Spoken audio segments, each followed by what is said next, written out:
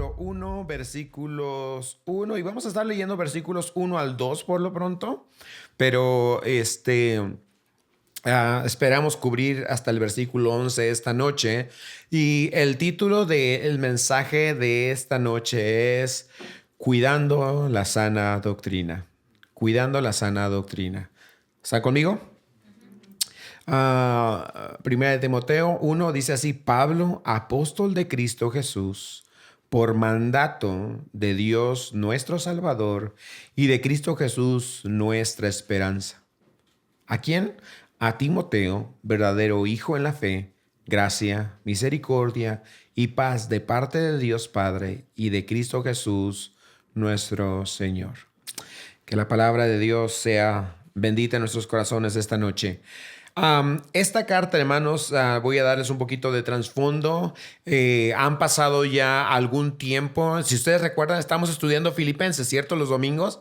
Y Pablo escribe la carta de los Filipenses. ¿Dónde estaba Pablo cuando escribió la carta de los Filipenses? ¿Dónde? En la prisión. Está, de hecho, en arresto domiciliario. No está en una prisión, sino en arresto domiciliario. Pero, pues, al fin de cuentas, no deja de ser prisión porque estaba limitado y estaba siempre custodiado por algún soldado romano, que era la costumbre en aquel entonces. Sin embargo, carta de Timoteo surge después de su encarcelamiento. Pablo es liberado por un tiempo y es aquí donde Pablo escribe esta carta. Los historiadores la datan del año 62 al 65 después de Cristo. En ese periodo de tiempo creen que Pablo escribió esta carta. Es muy personal. Si se dan cuenta, esta carta no está dirigida a una iglesia, pero está dirigida a una persona. ¿Quién es esta persona? Timoteo. Esta carta es una de 3 cartas que se conocen como las cartas pastorales. ¿Por qué cartas pastorales? Porque literalmente es Pablo como pastor escribiendo, curiosamente, a otros líderes, a otros pastores, Timoteo y Tito. Primera y segunda de Timoteo y luego tenemos Tito. Y Pablo escribe personalmente a ellos, dando indicaciones como líderes de las iglesias qué deben de hacer en la congregación. Pablo, después de escribir esta carta, años después, un poco tiempo después, escribe segunda de Timoteo, pero curiosamente ya la escribe Pablo desde prisión, esperando ser ejecutado por Nerón.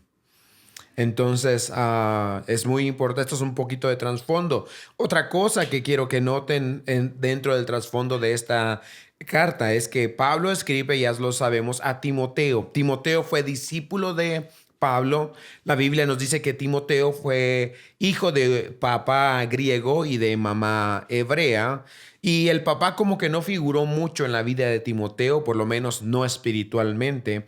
Pablo se convierte en el mentor espiritual. Pablo le llama hijo a Timoteo porque espiritualmente es Pablo quien lo guía a los pies de Cristo, junto con la colaboración de su mamá y de su abuela. Una gran influencia la mamá de Timoteo sobre él y su abuela. Ambas colaboraron para hacer de este joven un hombre de Dios, y eventualmente este discípulo de Pablo se convierte en el pastor de la iglesia que Pablo fundó en el libro de Hechos. Capítulo 16, ustedes lo van a leer. La iglesia ¿que alguien me puede decir qué iglesia? ¿Alguien sabe qué iglesia pastoreó Timoteo? Empieza con E y termina con Éfeso. ¿Cuál es? La iglesia de Éfeso, ¿sí? Timoteo era pastor de esta iglesia. Pablo funda la iglesia, él hace varios viajes misioneros, y dentro de estos viajes misioneros, Dios lo bendice con colaboradores, con consiervos, hombres y mujeres que Dios une y se unen a la visión de Pablo para predicar el evangelio y establecer iglesias. Y esta es una gran bendición, hermanos, para todo siervo de Dios. Y esto es algo personal. Cuando yo hablo de esto es muy personal para mí, porque definitivamente Dios me ha bendecido a mí, a mi esposa, a mi familia, con hombres y mujeres que se han unido a nosotros espiritualmente, moralmente, financieramente, en muchos sentidos, para sostenernos, apoyarnos y colaborar con nosotros en la obra del ministerio. Una forma en la que tú ves que Dios está en la obra que estás haciendo es con la gente que Dios trae a tu lado. ¿Entienden eso?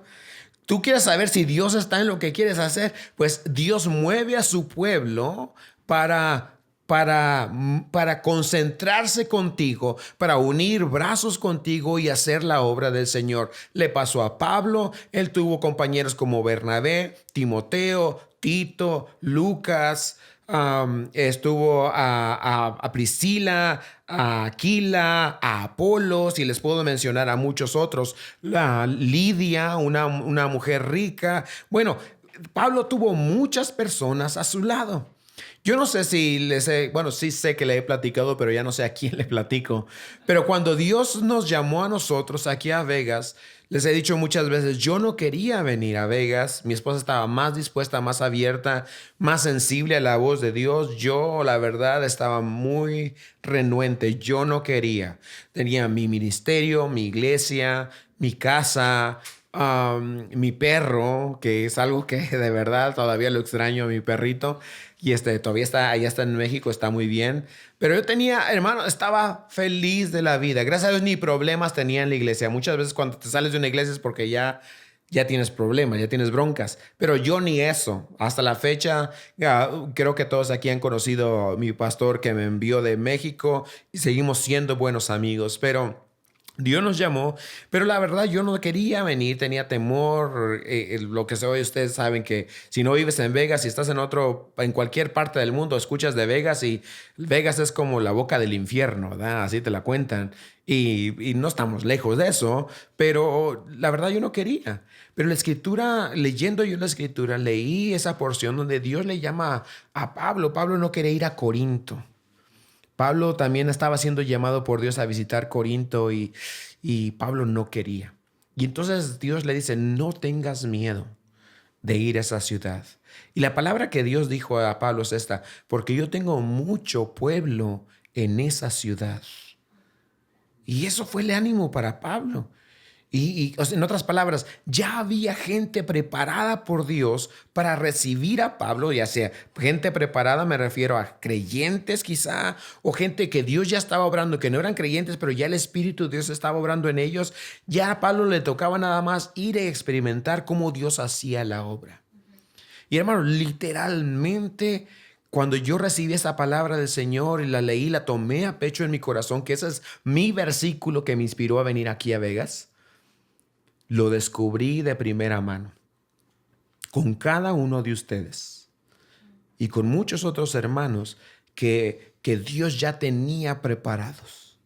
Y veo la mano de Dios tan sobrenatural en cómo Dios ha añadido a nuestra iglesia hombres, mujeres, jóvenes que sienten pasión por Dios, número uno, que tienen hambre de más, número dos, y que tienen ese deseo desinteresado de servir al Señor. Hermano, yo no soy una persona, no soy un PR person, una persona de relaciones públicas, soy lo más lejano a eso. No soy un businessman. Ahorita estaba hablando con Alfredo. Hermano, yo para vender soy malo, no puedo vender. Mi mamá me mandaba a vender y le daba coraje porque regresaba con todo lo que me mandaba. Nunca fui bueno. Pero una cosa sí sé, hermanos, que lo que está sucediendo aquí es por la pura gracia de Dios, por el poder de Dios y porque Dios ha movido a su pueblo a hacer lo que estamos haciendo. A Él sea la gloria y la honra. Amén. Y Pablo tenía esta misma experiencia. Ahora vean ustedes lo que Pablo dice de sí. Esto es muy importante. Vean el versículo 1. Pablo, apóstol de Cristo Jesús, no por mandato de Dios, perdón, de Cristo Jesús por mandato de Dios, nuestro Salvador, y de Cristo Jesús, nuestra esperanza. Así que Pablo no se designa este nombre, sino se identifica con Timoteo. Le recuerda a Timoteo, yo soy ¿qué? Apóstol. ¿Por mandato de quién? De Cristo Jesús. Esto es muy importante, hermanos. Hoy en día se usa esta palabra apóstol de una manera muy indiscriminada, de una manera muy abusiva. Y el concepto de algunas iglesias de apóstol no es el concepto que la Biblia tiene de apóstol. Quiero aclararles un poquito acerca de qué es el apóstol, porque hoy escuchamos congregaciones que el apóstol fulano, el apóstol mengano, y ¿qué es eso? ¿Qué significa para ellos? ¿Y qué dice Dios acerca del apostolado? En primer lugar, déjenme decirles definitivamente, categóricamente decirles, no hay apóstoles como los apóstoles del Nuevo Testamento. No existen. Hoy ya no existen los apóstoles y la autoridad apostólica que tuvo Pablo y los demás apóstoles en el Nuevo Testamento ya no existe. ¿Quedó claro eso, hermano? Y ahorita voy a hablar un poquito más al respecto. Sin embargo, creo que en el sentido exegético de la palabra, en el sentido literal de la palabra, sí hay apóstoles. La palabra apóstol significa enviado. Y en un sentido, todos los hijos de Dios somos enviados a predicar la palabra. ¿Me estoy explicando? Y algunos otros hemos sido enviados con una misión específica del Señor a hacer algo en particular, y Dios los llama a estas personas enviados, o son enviados de Dios, pero tienen las características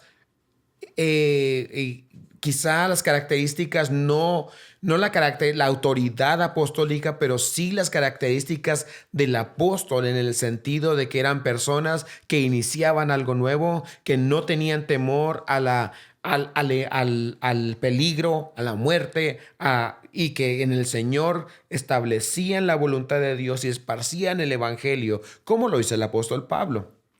¿Me estoy explicando? Hoy en día yo creo que hay personas así que les llamamos nosotros quizá el nombre que deberíamos llamarle a esas personas en lugar de misioneros. ¿Ustedes han escuchado a los misioneros? Yo diría que muchos de esos más bien son los apóstoles. Personas que salen desafiando naturaleza, desafiando probabilidades, confiando en el Señor, y son punta de lanza abriendo la brecha donde nadie más ha estado. ¿Me estoy explicando? En ese sentido, sí hay apóstoles. No lleva la autoridad apostólica de Pablo o de Juan o de los demás apóstoles, porque esa autoridad quedó sellada en la Escritura. Toda autoridad apostólica ahora está en la Escritura. Pero tienen esa, vamos a decirlo así, en términos más cristianos, cristianizados y un poquito más carismáticos, tienen esa unción, ¿verdad? Tienen ese llamado, tienen esa característica de ser pioneros y valientes. Alguien a mí me ha llamado y me lo han hecho, ¿verdad? Me dice, no, pues tú tienes esa característica apostólica, yo jamás diría eso de mí. Pero lo que sí he notado es que sí se requiere mucho valor para hacer lo que estamos haciendo, y que ustedes son apóstoles, junté conmigo. Pero en cuanto al apostolado de Pablo, déjenme decirles algo. Número uno, el apóstol tenía ciertas características, el apóstol bíblico, y una de ellas es esta, que tenía que haber visto al Señor resucitado. Esta es una de sus características. No podía llamarse apóstol si no había visto al Señor resucitado. Por cierto, en el Nuevo Testamento la palabra apóstol no está limitado a los 12. A Bernabé se le llamó apóstol y Bernabé no fue parte de los 12. Pero sin embargo vio a Cristo resucitado.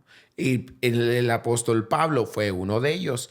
Pero vemos aquí que esa es una de sus características. La Biblia nos parece indicar también que estos apóstoles necesitaban ser literalmente llamados y comisionados por Dios mismo. Vayan ustedes, por favor, al libro de Segunda de Corintios, si no me equivoco. No, Gálatas, perdón. Sí, vamos a ir a 2 Corintios, pero todavía no. Gálatas, capítulo 1, verso 1.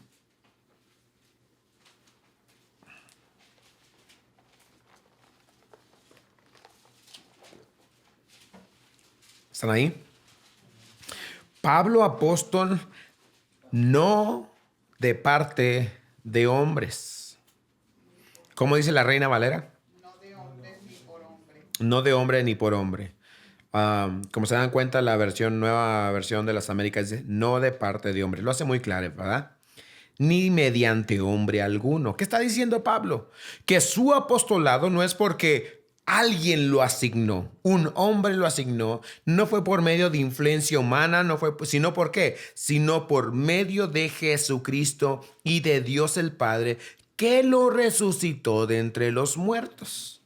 Pablo aclara muy bien que no fue un sínodo el que se reunió y dijo, vamos a declarar a apóstol a Pablo. No fue un grupo de personas que lo declaró a apóstol, sino fue Jesucristo mismo. Y si ustedes leen la historia de la conversión de Pablo en el libro de los Hechos, capítulo 9, se van a dar cuenta que Cristo mismo le dice al profeta ahí que tenía, Ananías, le dice, ve porque el instrumento escogido me es este. Les animo que lean la historia del apóstol Pablo, una decisión de Dios de elegir a Pablo. Creo que también en la Biblia está implícito que los apóstoles del Nuevo Testamento, Dios también los ungía de una manera especial con el Espíritu Santo para hacer milagros específicos que nadie más hacía. Miren lo que dice ahora sí, 2 Corintios, capítulo 12, por favor. 2 Corintios 12.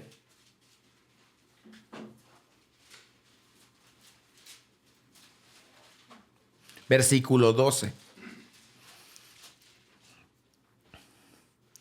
Este es Pablo hablando de su apostolado. Y miren lo que dice 12:12 de 2 Corintios. ¿Están ahí? En mi versión dice aquí, entre ustedes se operaron las señales. La palabra señal significa milagro. ¿Sí? De un verdadero apóstol con toda perseverancia por medio de señales, prodigios y milagros.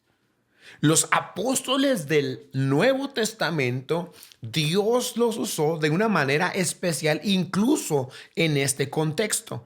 Y algunos de ustedes me pueden mencionar alguno de los milagros que Dios obró a través del apóstol Pablo. ¿Alguien? ¿Alguien recuerda? Una serpiente que lo mordió y ¿qué pasó? No murió. Hubo un joven que Pablo estaba predicando y se aventó no sé cuántas horas predicando y el joven estaba allá arriba viendo y se cayó y se murió. Abusados los que se duerman, ¿eh? Porque yo no resucito gente, así que abusados. Ya, yo no soy apóstol, así que si te mueres en el servicio ya valió, ¿verdad? Pero el apóstol realmente con el poder del Espíritu lo levanta. ¿Recuerdan ustedes? Estos son milagros. El apóstol Pablo con una sola palabra estaba caminando en Éfeso. Así, de hecho, así se plantó la iglesia de Éfeso. Una mujer poseída por demonio hablaba de él y ya Pablo, cansado, él, ¿sabes qué? Ya, demonio, déjala en paz. Y la mujer es liberada al instante. ¿Recuerdan ustedes? Y Pablo aquí está mencionando y quizá algunos otros milagros que no están registrados, pero era obvio que estos milagros no eran solamente porque era un hijo de Dios, sino por la investidura de la responsabilidad apostólica que tenía. ¿Están conmigo? Y entonces Pablo está mostrando esto. ¿Sí? Pero también Pablo en sus palabras nos hace entender que hubo un límite para este grupo de personas elegidas por Dios. Miren lo que dice 1 Corintios capítulo 15.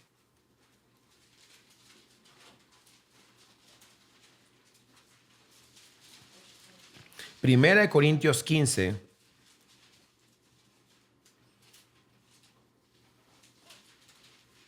Y voy a leer desde el versículo 3 para que tengan contexto. Aquí está Pablo hablándonos acerca de su llamado y de el mensaje que él da. ¿Están ahí? Porque yo les entregué en primer lugar lo mismo que recibí. Noten que Pablo no está dando un mensaje que él se inventó. Ese mensaje lo recibió. que Cristo murió por nuestros pecados conforme a las Escrituras, que fue sepultado y que resucitó al tercer día conforme a las Escrituras, y que apareció a Cefas, Cefas es Pedro, y después a los 12. Luego se apareció a más de 500 hermanos a la vez, la mayoría de los cuales viven aún, pero algunos ya duermen. Verso 7. Después se apareció a Jacobo, luego a todos los apóstoles y al último de todos, como aún nacido fuera de tiempo, en la Reina Valera dice abortivo, se me apareció también a mí.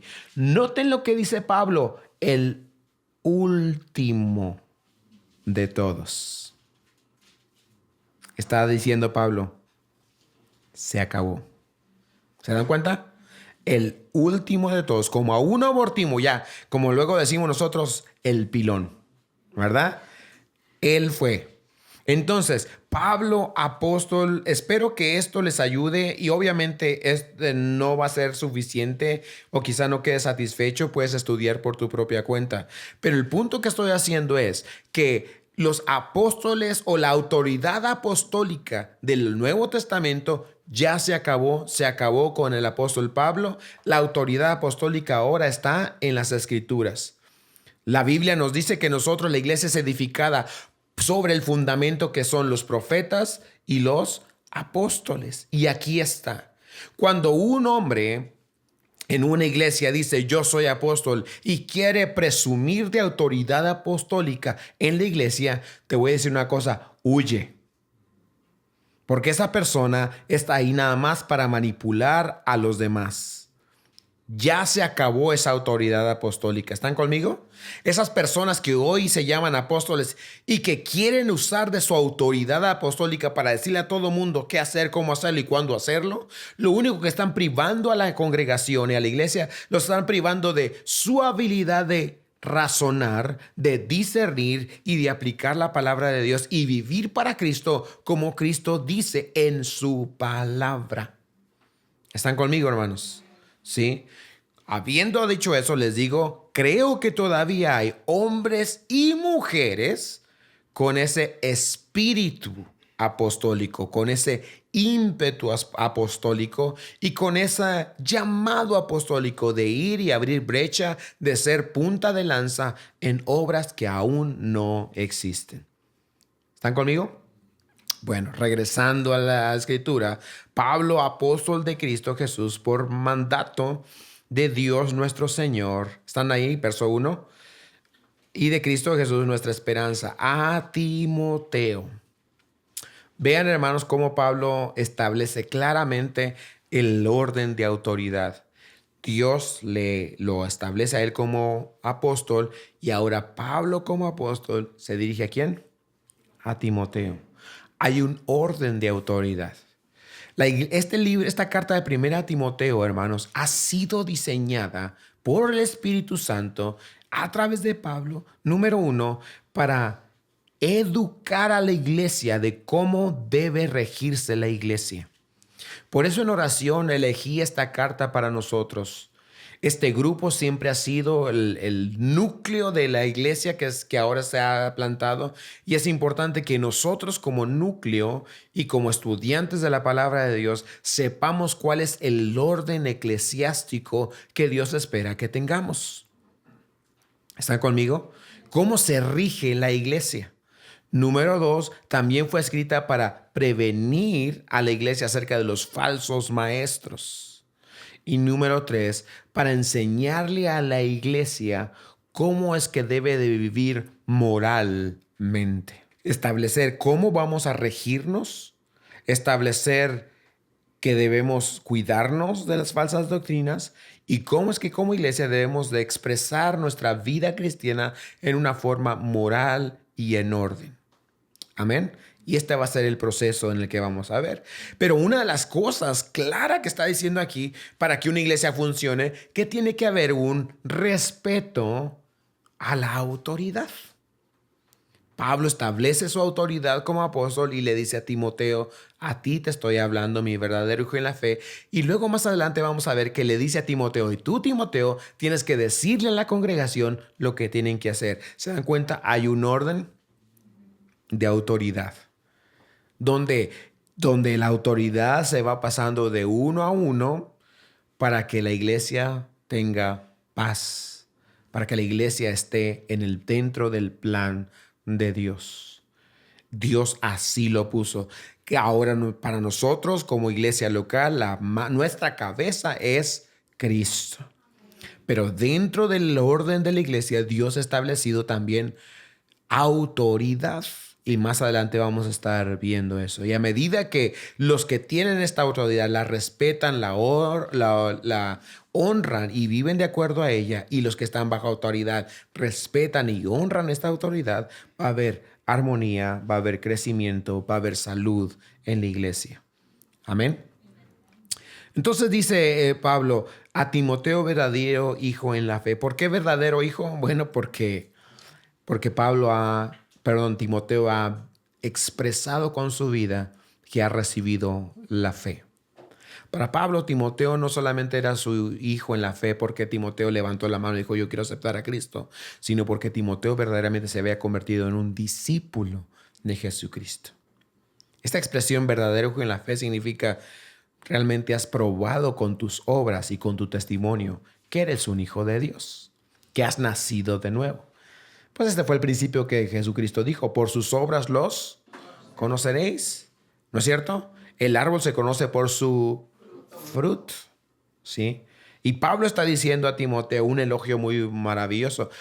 Timoteo, tú eres un verdadero hijo en la fe. Qué hermoso escuchar eso, ¿no, hermano?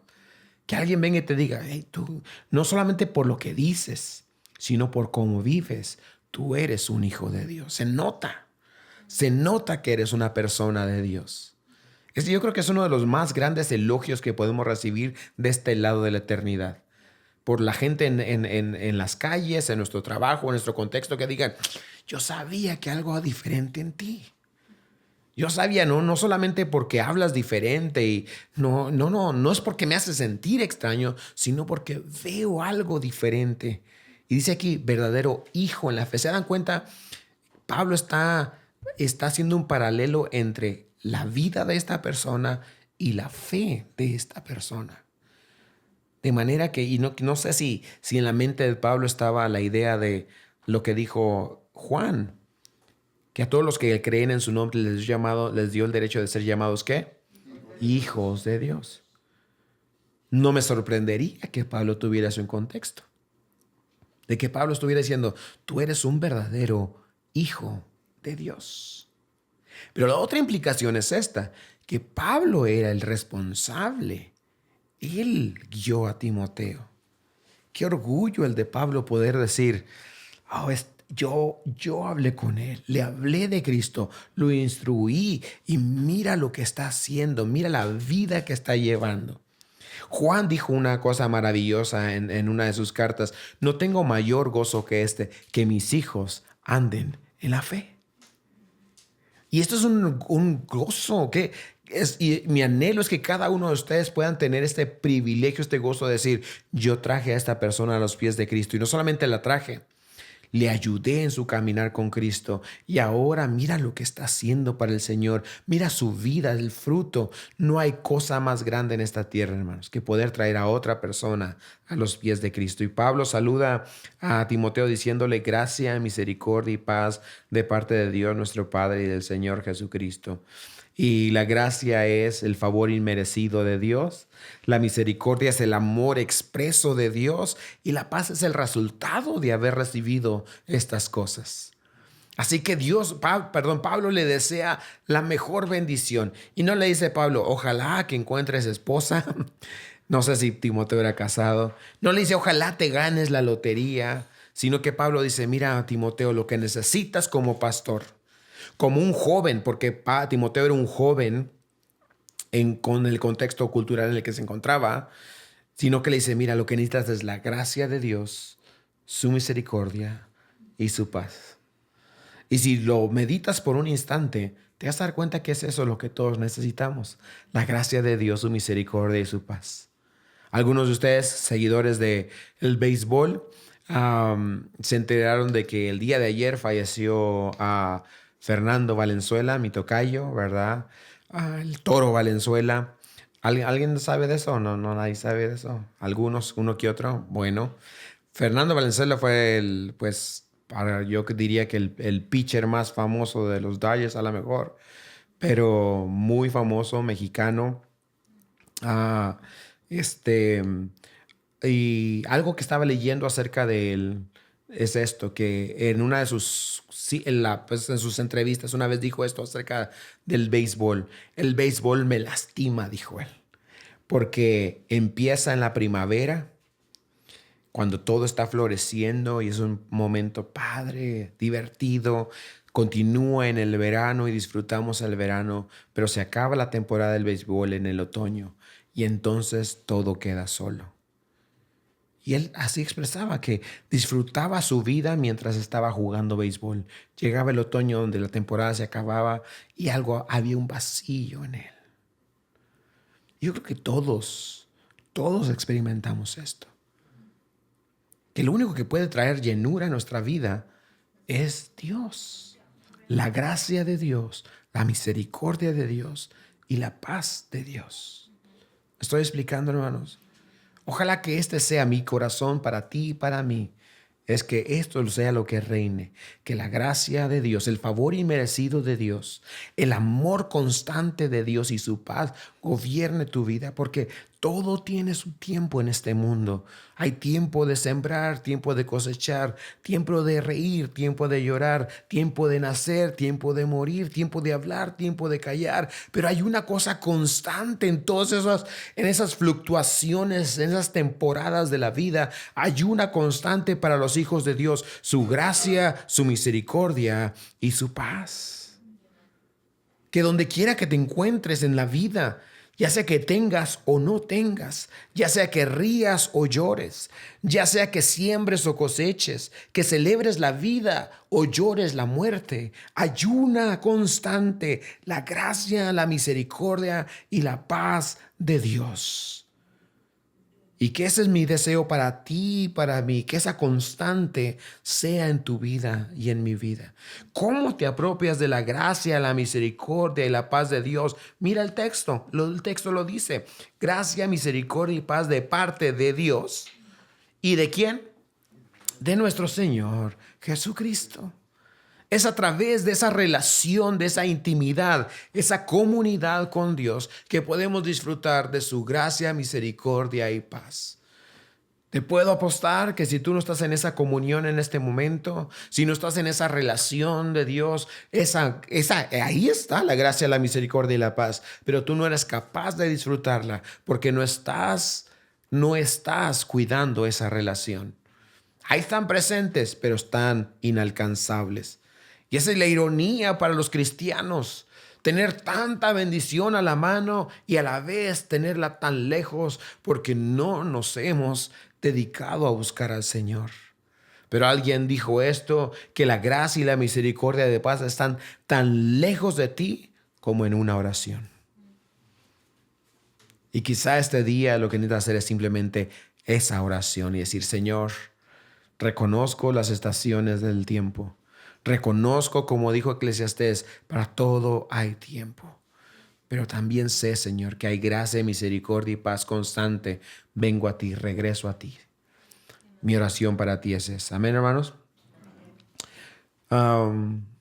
Híjole, me aventé media hora nada más en 2 versículos. ¿Cómo le voy a hacer para cubrir otros 11? A ver, vamos a ver. Versículo 3, hermanos. Versículo 3. ¿Están ahí? Tal como te rogué al salir para Macedonia, que te quedaras en Éfeso para que instruyeras a algunos que no enseñaran doctrinas extrañas, ni prestaran atención a mitos y genealogías interminables, lo que da lugar a las discusiones inútiles, en vez de hacer avanzar el plan de Dios que es por fe. Así te encargo ahora. Esta es la encomienda de Pablo a Timoteo como pastor. ¿Se dan cuenta? La iglesia, esta es una de las iglesias más eficaces. La iglesia de Éfeso tenía una escuela bíblica. Algunos argumentan que tenía un instituto bíblico. No sé si llegaron tan lejos, pero por lo menos tenía una escuela donde enseñaban. Ellos establecieron una escuela para los creyentes. Estaba teniendo éxito esta iglesia. Era una iglesia perfecta, buena, no perfecta porque no hubiera problemas, perfecta en el sentido que estaba cumpliendo la voluntad de Dios. Obviamente no era perfecta en que no había problemas porque vemos aquí que ya había falsos maestros. Pero una buena iglesia, y esto es lo que sucede en las buenas iglesias, hermanos.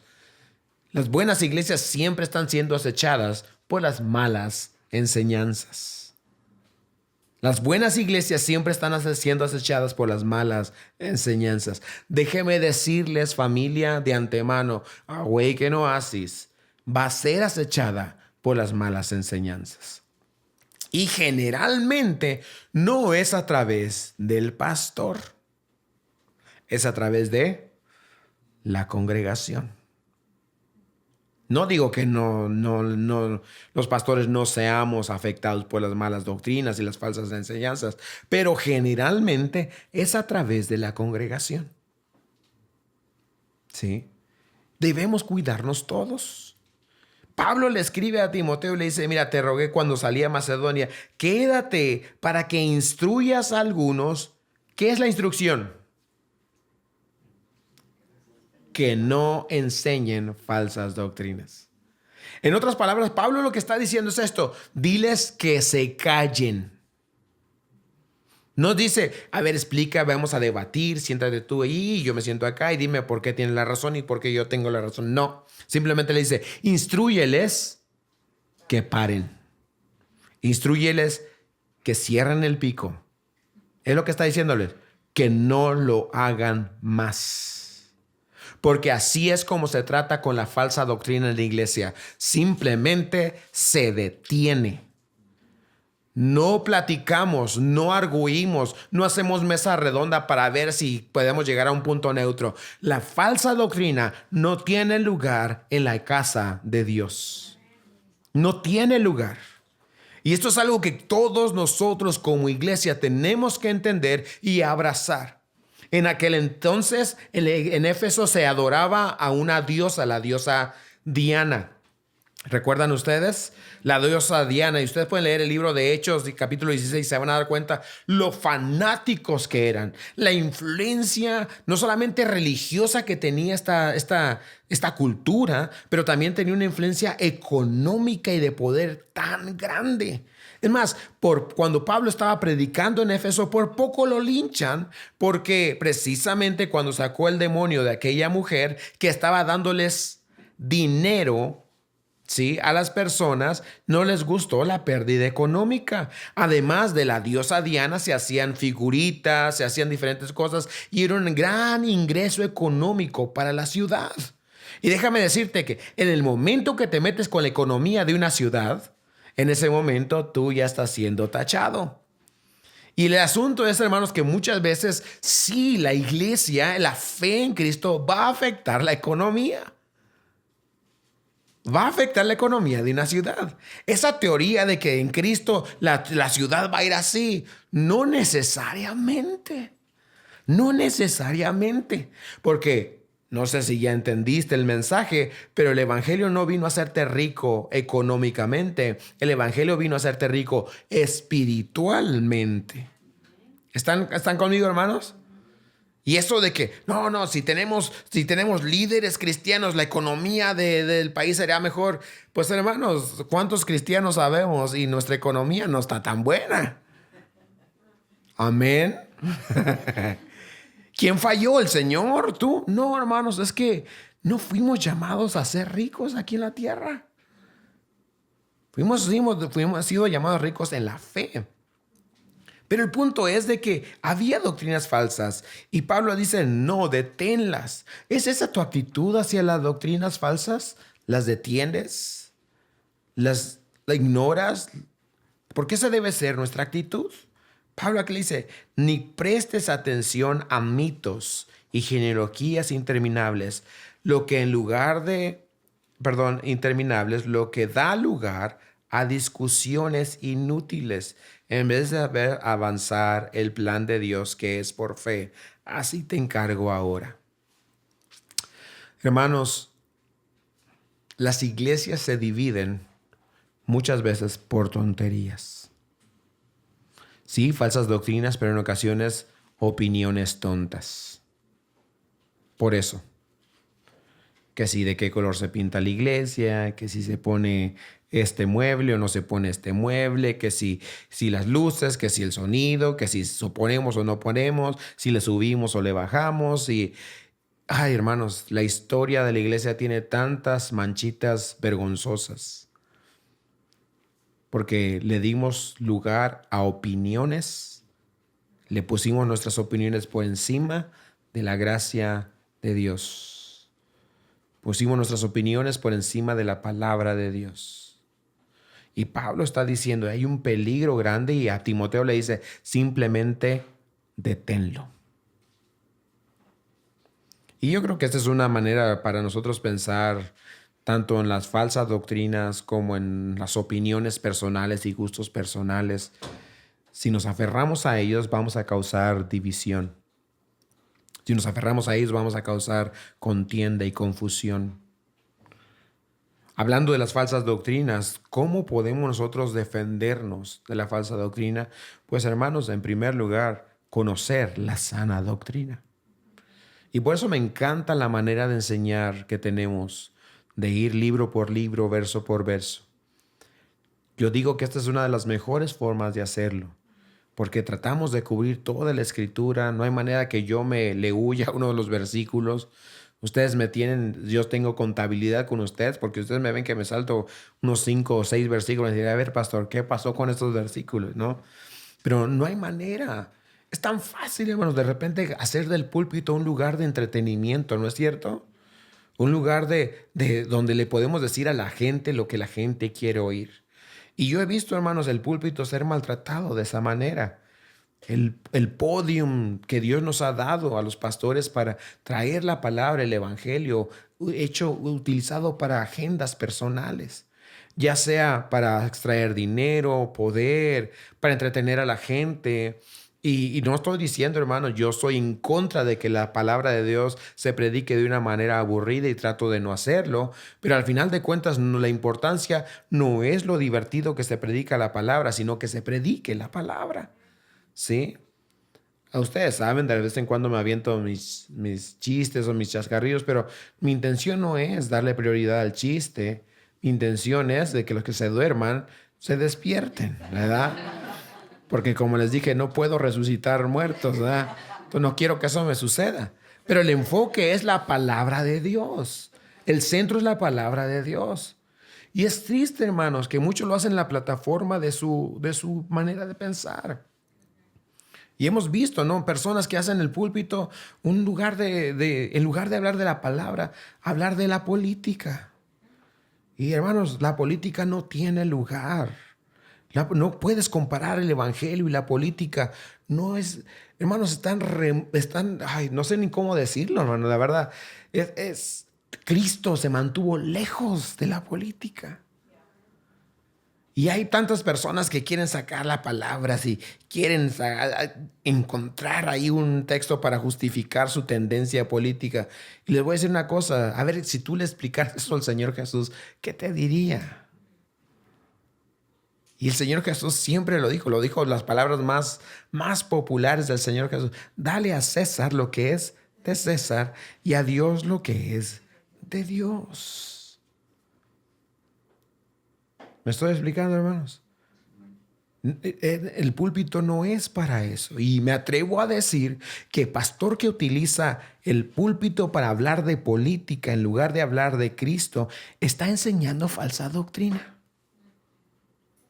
No está enseñando la sana doctrina. ¿Me estoy explicando, hermano? ¿Por qué? Pues es tan atractivo, hermanos. Es tan atractivo para muchos. O sea, si tú quieres tener un público conservador, pues enseña política conservadora. Si quieres tener un público liberal, enseña política liberal y vas a tener tu iglesia llena. tanto de conservadores o de liberales. Me estoy explicando y muchos lo han hecho, tanto de los dos lados, de los dos colores. Pero ese no es el llamado que Cristo nos hizo. Me estoy explicando. Cristo nos llamó a predicar el evangelio. Y noten por favor lo que dice la escritura. Otra vez, verso 4. Ni prestes atención a mitos y genealogías interminables. ¿Qué significa? Que nunca hay cierre, que nunca hay un acuerdo. ¿Me estoy explicando? Y esas son cosas que no debemos permitir. Cuando hay estas genealogías interminables que sabes que no va a haber fin, mejor ya déjalo. Déjalo. ¿Me estoy explicando?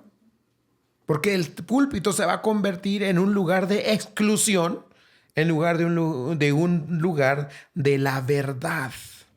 Y luego dice el texto, lo que da lugar a discusiones, dice mi versión, inútiles. O sea, no sirven. En vez de hacer avanzar el plan de Dios, que es por fe. ¿Están entendiendo, hermanos?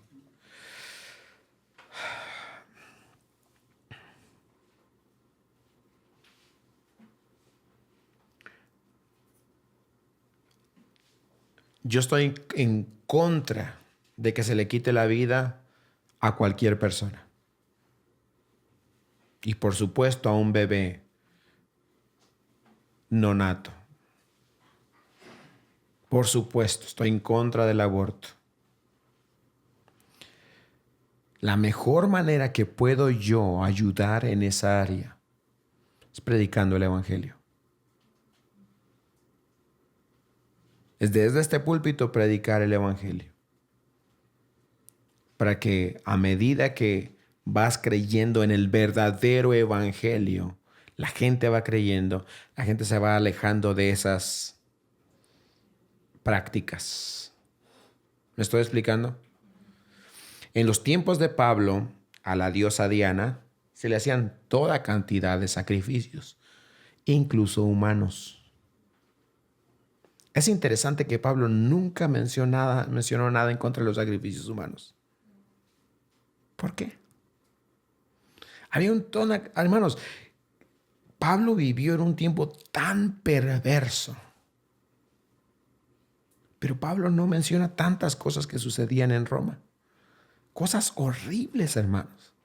Horribles que hoy no suceden más que en oculto. Pero antes era público, era asunto de los gobernantes. Nerón era un hombre, hermano, horrible. Y hay otros personajes romanos, Calígula y algunos otros que, hermano, es increíble lo que hacían. Pero Pablo nunca mencionó eso en la escritura.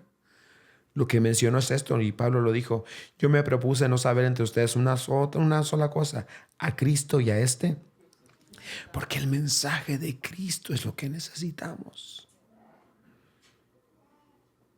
Es lo que necesitamos. Queridos hermanos, no confundamos las cosas. Y vuelvo a repetir, si un pastor está predicando otra cosa que no sea puro evangelio, pura Biblia y cómo se aplica a nuestras vidas, esa persona no está enseñando la sana doctrina. Ahí te la echas. Versículo 5. ¿Cuál es el propósito de esto?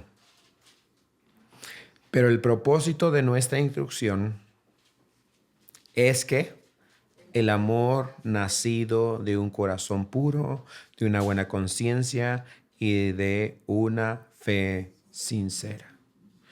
Al impedir que se predique esto, estamos dando lugar a que se promueva el amor, la buena conciencia y la fe sincera. ¿Por qué estas cosas? ¿Por qué el amor, la buena conciencia y la fe? Es porque eso es lo que a Dios le importa. ¿Están entendiendo? Porque eso es lo que Dios quiere ver en su comunidad. Amor entre nosotros, amor a Dios, amor al perdido. Buena conciencia, en otras palabras, que nuestro estilo de vida sea un estilo de vida que refleje a Cristo y que nadie nos esté tachando de hipócritas, mentirosos, ladrones, chismosos y divisionistas, pero que tenemos una buena conciencia delante de Dios y delante de los hombres. ¿Cómo quién tuvo una buena conciencia delante de Dios y delante de los hombres? El Señor Jesucristo. Y crecía el Señor Jesús en Lucas. Y crecía en favor delante de Dios. ¿Y quién? Delante de los hombres. Eso es, hermanos. Y la fe no fingida. La fe sincera. Esto es lo que Dios quiere. ¿Es eso lo que tú buscas en tu hermano en la fe? ¿O estamos buscando razones para no quererlo? Para no aceptarlo. ¿Están entendiendo? Razones para estar en opinión diferente con él. ¿Y tú qué crees acerca de esto? ¿Y tú qué opinas acerca de esto? Cada vez que una persona llega y me pregunta, ¿y usted qué opina? ¿Y qué cree? Ya sé que esta persona lo que quiere es pleito. Y me hago tonto. No, pues no sé, ¿usted qué opina? No, pues yo opino. Oh, está bien. Porque lo que Dios quiere es amor, una buena conciencia y fe. ¿Es eso lo que tú estás dando prioridad a tu vida? Amor, buena conciencia y fe. Que en tu trabajo tengas una buena conciencia. A mí nadie me va a acusar ni de ladrón, ni de flojo, ni de mentiroso, ni de abusador, ni de contestón. Tengo una buena conciencia. Mi fe es honesta. Mi fe es honesta para con Dios y para con mis hermanos. No ando fingiendo que creo algo y luego no lo vivo. Y mi amor es honesto. Mi oración es que para cada uno de nosotros así sea. Amén. Luego dice Pablo, poniendo la advertencia, pues algunos desviándose de estas cosas. ¿De qué cosas, hermanos? El amor. Algunos desviándose de esas cosas se han apartado hacia la vana. Tiene sentido, ¿no es cierto? Pues sí, si no das prioridad a la fe, la buena conciencia y la fe, y el amor, perdón, ¿qué es a lo que vas a recurrir? Pues a puro hablar. Y lo que es central, lo haces periferial, y lo que es periferial, lo haces central. Y así que las cosas que son secundarias, tú que no tienes amor, tú que no tienes buena conciencia y no tienes una fe segura, vas a hacer lo secundario lo importante. Y lo primario no le vas a hacer tanta importancia. Eso ha sucedido desde los días de Pablo y sigue sucediendo hasta el día de hoy. Y Pablo nos hace la advertencia y dice, a algunos ya les sucedió eso. ¿Algunos de dónde? De la iglesia de Éfeso, hermanos. Ya estaba sucediendo en la buena iglesia de Éfeso, ya había falsos maestros, ya había quienes estaban haciendo lo secundario, lo primario, lo secundario. Dice, ya se apartaron de la vana palabrería. Quieren ser maestros de la ley, aunque no saben lo que dicen ni entienden las cosas acerca de las cuales hacen declaraciones categóricas.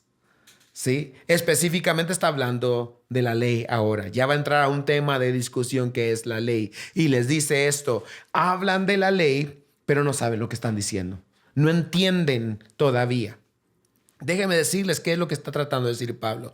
Obviamente hay un grupo de personas que están tratando de que la iglesia cristiana se convierta en judaísta y regrese a los movimientos de la ley y que se someta a los principios de la ley, como era la circuncisión y las celebraciones, los festivos de la ley. Pero les dice Pablo, están tratando de enseñar algo que no entienden. No entienden el porqué de la ley, cómo Dios diseñó la ley. Porque déjeme decirles una cosa, el único que te puede dar entendimiento de toda la palabra de Dios es el Espíritu Santo. ¿Están entendiendo? El hombre natural no puede entender las cosas que son del Espíritu. no las puede entender. Hay muchas personas que hablan de la Biblia y hablan de la fe y te hablan del Antiguo Testamento y del Nuevo Testamento, pero no tienen el Espíritu de Dios y no pueden acomodar lo espiritual a lo espiritual y lo terrenal a lo terrenal. No tienen discernimiento. Pero estas personas tienen muchas opiniones acerca de la ley y acerca de la palabra y acerca de la fe y acerca de Jesucristo. Yo he conocido gente que no es cristiana y tiene un conocimiento más que yo de la Biblia. Pero les falta una cosa. Yo tengo el Espíritu Santo de Dios que me permite aplicar lo poco que sé a mi vida. Y ellos, aunque tienen mucho, no saben dónde ponerlo. ¿Están entendiendo?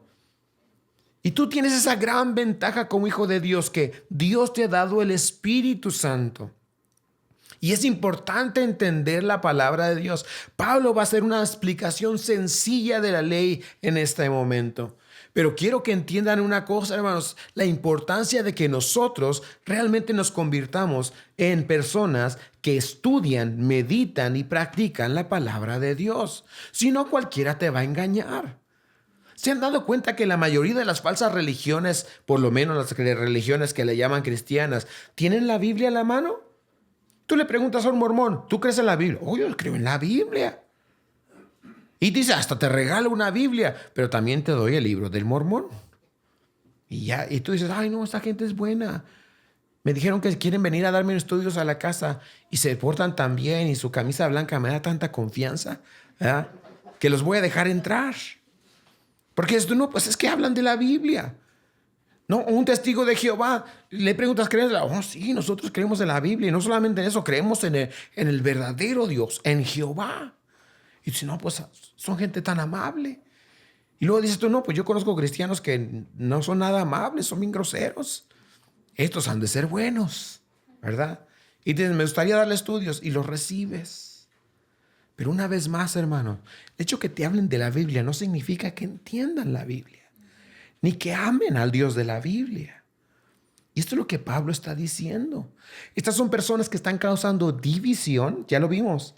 Están hablando de cosas que causan problemas y personas que ya se alejaron del camino de Dios. Sin embargo, te siguen hablando de la palabra. ¿Me explico? Y ahora Pablo va a hacer, y en los últimos 5 minutos, les voy a hablar acerca de la aplicación que Pablo hace acerca de la ley. Para que, explicándole a la iglesia este tema de la ley, miren lo que dice el versículo 8 hasta el 11. Pero nosotros sabemos que la ley es, ¿qué? Es buena. O sea, Pablo Pablo lo que no quiere es que digan, miren, no estoy en contra de la ley es buena. Nada más que estos no saben utilizarla. ¿Me estoy explicando? Creo que me recuerda a los que, bueno, voy a usar este ejemplo, ¿no? A los que hacen ejercicio, te recomiendan, yo no hago ejercicio, así que esto no lo puedo saber, pero lo que te dicen los que hacen ejercicio es que no trabajes el mismo músculo todos los días. Los que saben hacer ejercicio, o sea, hay un día de brazos y pecho, otro día de piernas, otro día de espalda, otro día de orejas, yo qué sé. Pero el punto es de que hay un día, no puedes ejercitar el mismo músculo todos los días. ¿Me estoy explicando? Y lo que Pablo está diciendo es esto. Una persona que te dice esto dice, bueno, entonces no hago ejercicio. No, el ejercicio es bueno, pero tienes que saber hacerlo. Entonces Pablo está diciendo de la ley, no, la ley es buena, nada más estos maestros necios, tontos, no saben cómo usarla. ¿Están entendiendo? Y esto es lo que dice, miren, pero verso 8, pero nosotros sabemos que la ley es buena si uno la usa legítimamente. Significa que los maestros eso lo estaban usando como ilegítimamente. ¿Están conmigo? Verso 9, reconozcamos esto, que la ley no ha sido instituida para el justo, sino para los transgresores y rebeldes, para los impíos y pecadores, para los irreverentes y profanos, para los que matan a sus padres y a sus madres, Reina Valera, parricidas y matricidas. para los asesinos, para los inmorales, para los homosexuales, los secuestradores, los mentirosos, los que juran en falso y para cualquier otra cosa que en contra de la sana doctrina, según el glorioso evangelio del Dios bendito que me ha sido encomendado. Quiero que entiendan esto. Los falsos maestros estaban utilizando la ley mal, porque ellos estaban haciendo esto. Ellos estaban tratando de aplicar la ley a la iglesia, pero ellos desde las alturas, desde su pedestal, diciendo, nosotros somos buenos, nosotros sabemos lo que ustedes, la pelusa, tiene que hacer. Y haciéndoles a ellos mal, pero ellos son buenos.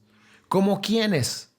Bueno, como los fariseos de los tiempos de Jesucristo, que ellos eran buenos, que ellos presumían que daban diezmo, ellos presumían que ellos oraban, que ellos ayunaban. Incluso alguno de ellos dijo, Señor, te doy gracias porque no soy como este publicano.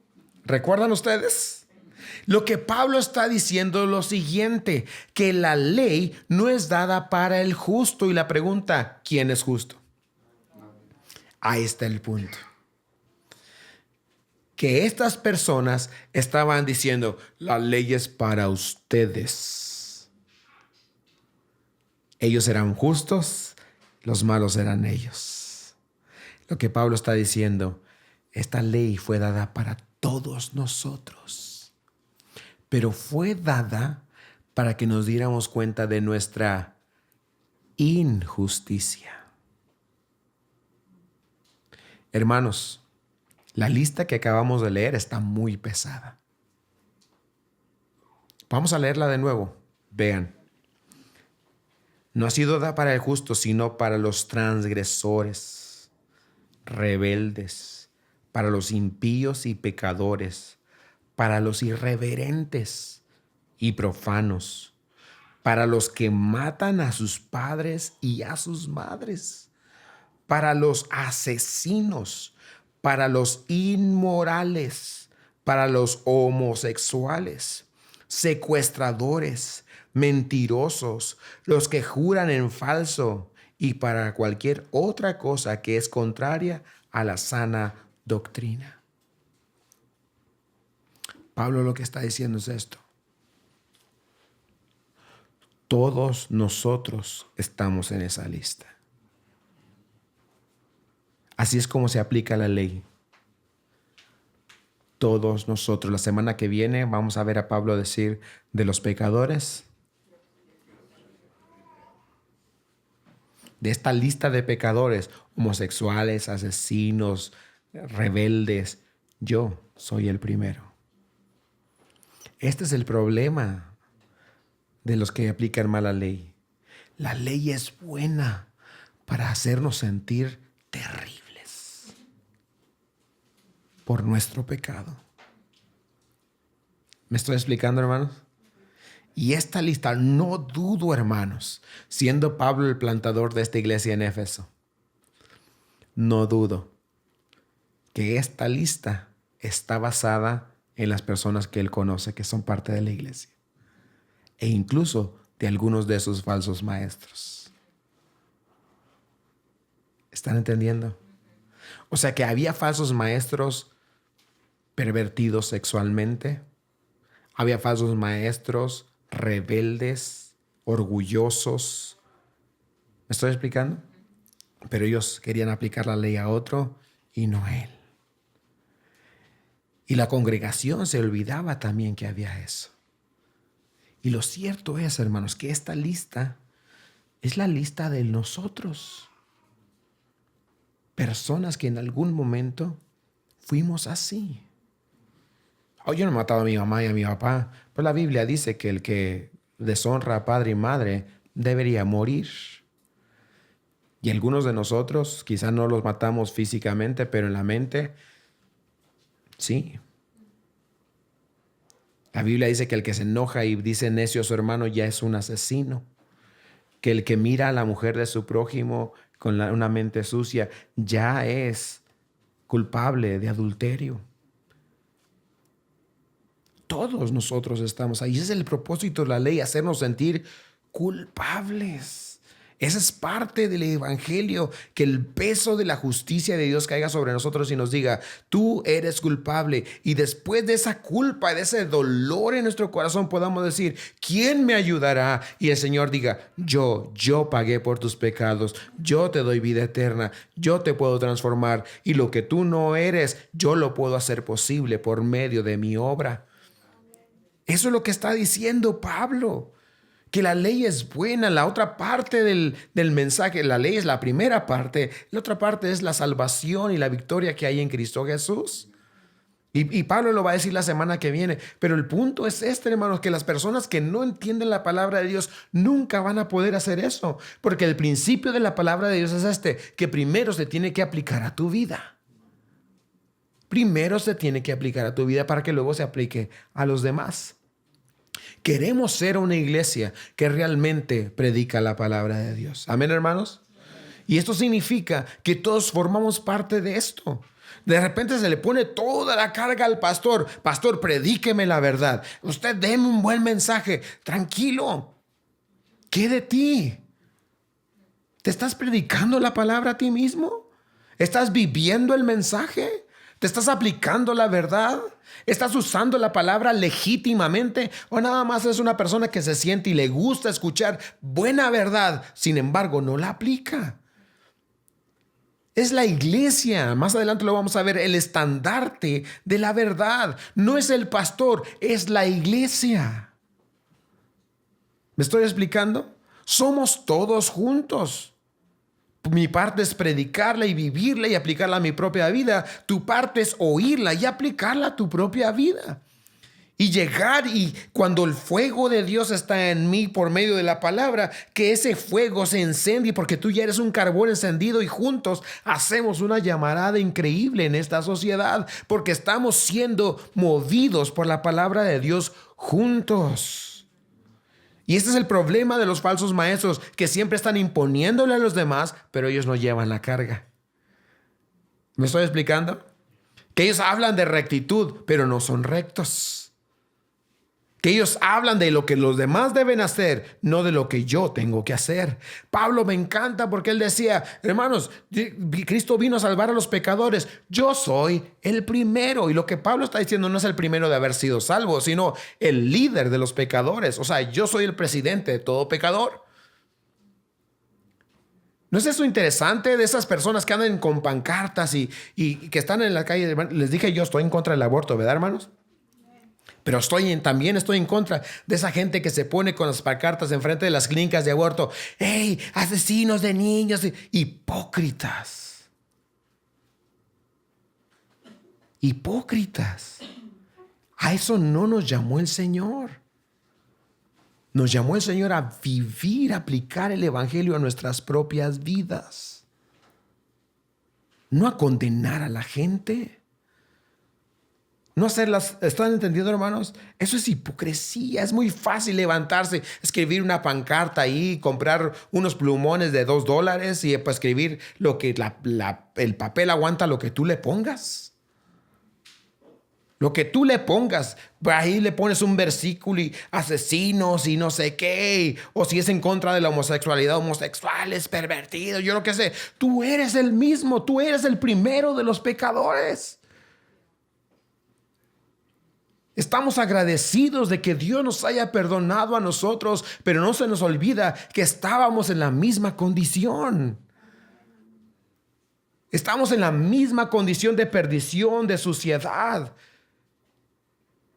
Solamente Dios sabe lo que hacíamos en secreto. Solamente Dios sabe lo que funciona aquí, lo que ha estado sucediendo en nuestras mentes y corazones. Pero gloria a Dios, de todas esas cosas nos salvó el Señor. ¿Por qué no tienes misericordia del otro pecador?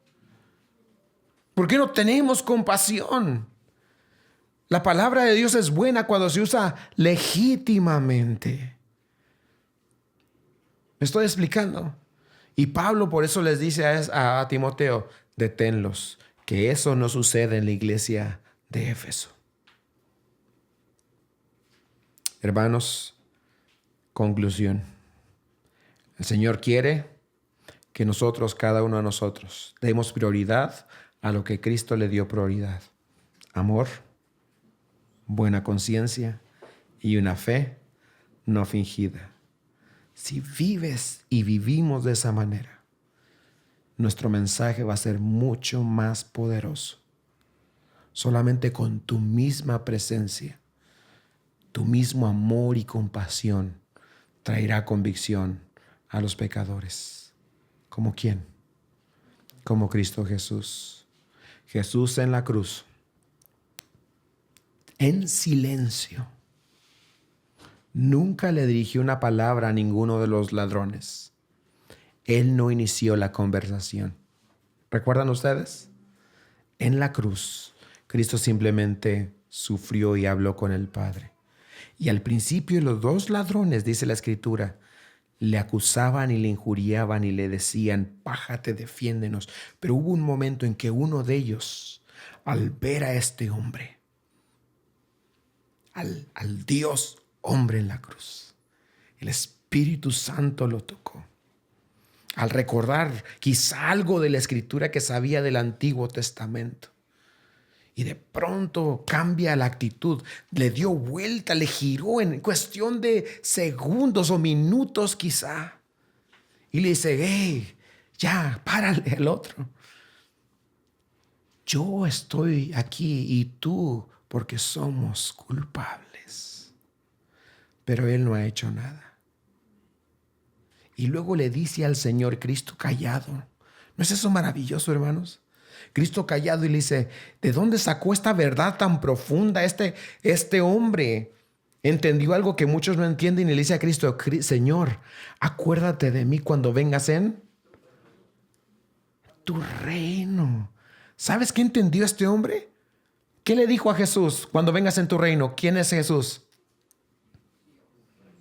Pues es el rey.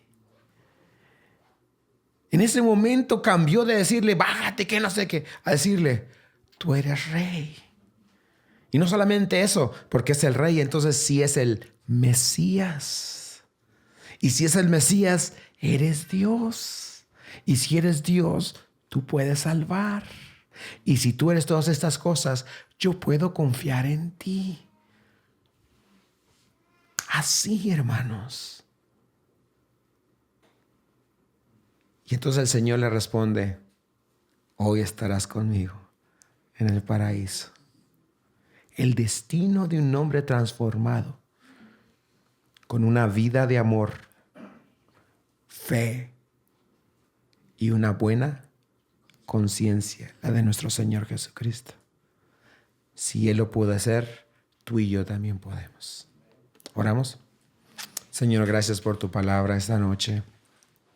Oh Señor, gracias por el mensaje que nos das tan claro de quién eres, qué es lo que quieres de nosotros y cómo como iglesia podemos hacer la diferencia en la comunidad en la que nos has puesto, Señor. Definitivamente queremos ser luz, queremos ser ese ejemplo. Líbranos de caer en el engaño que muchos han caído, Señor, de darle prioridad a los gustos personales o enseñanzas falsas y sin entender la palabra tuya, sana, pura. Ayúdanos, Señor. Gracias, Señor, por la vida de tu siervo Pablo, Padre, que nos deja plasmada en esta carta tan pequeña verdades tan profundas. Queremos ser nosotros realmente personas que vivimos de acuerdo a tu voluntad, que no solamente, Señor, las creemos, pero podemos ser personas que la aplican a nuestra propia vida.